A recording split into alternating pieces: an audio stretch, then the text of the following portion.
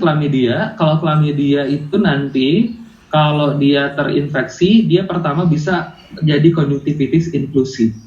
Jadi nanti bakal disertai dengan pembentukan folikel plus ada papul dan sekretnya mukopurulen. Papul itu ukurannya lebih besar sedikit dari folikel.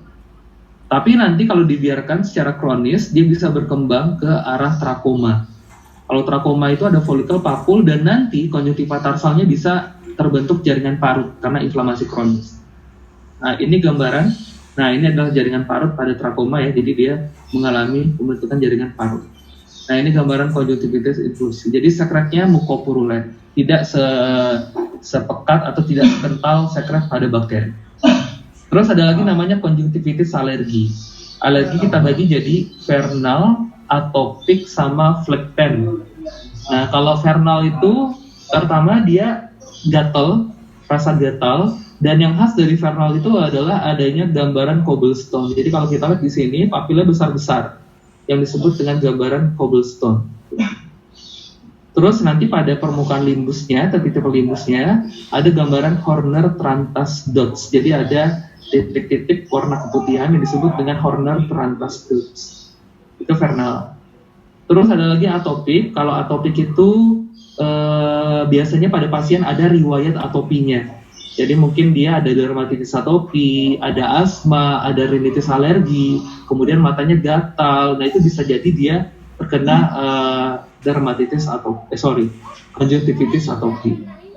Nah habis itu juga namanya konjungtivitis flikten. Flikten itu biasanya adalah akibat reaksi alergi terhadap protein tuberkulosis.